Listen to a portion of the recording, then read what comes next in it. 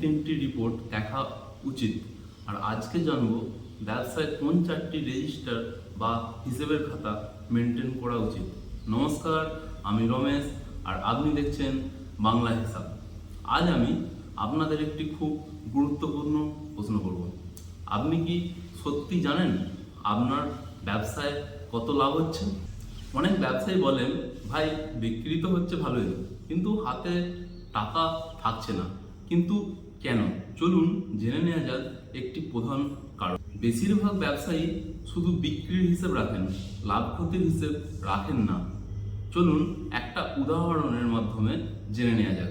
আপনি আজ 1,00,000 টাকা মাল বিক্রি করলেন, কিন্তু সেই মালটি কিনতে আপনার খরচ হয়েছে 80,000 টাকা।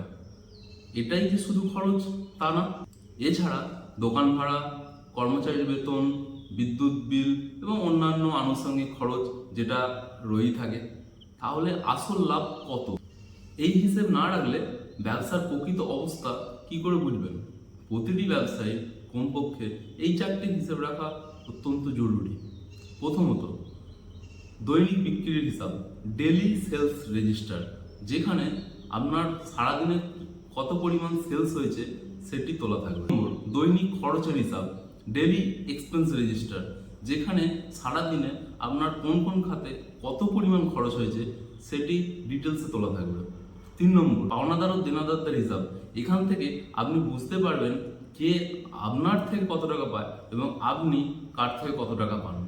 4 নম্বর, ব্যাংক ও নগদ টাকার হিসাব, মানে আপনি ব্যাংক থেকে কত টাকা খরচ করেছেন আর ক্যাশ থেকে কত টাকা খরচ করেছেন তার হিসাব। এই 4টি রেজিস্টার ঠিকভাবে মেনটেন করলে আপনি যে কোনো সময় জানতে পারবেন আপনার ব্যবসায় লাভে চলছে না ক্ষতি, এবং আপনার ব্যবসায় দেনার পরিমাণ কত ও পাওনাদারের পরিমাণ কত। আপনি যদি এই ধরনের হিসেব খাতা বা রেজিস্টার মেনটেন না করেন, তাহলে আজ থেকেই এটি মেনটেন করা শুরু করুন। আর ভিডিওটি ভালো লাগলে লাইক, শেয়ার এবং চ্যানেলটিকে সাবস্ক্রাইব করে দেবেন। দেখা হচ্ছে পরবর্তী ভিডিওতে। ধন্যবাদ।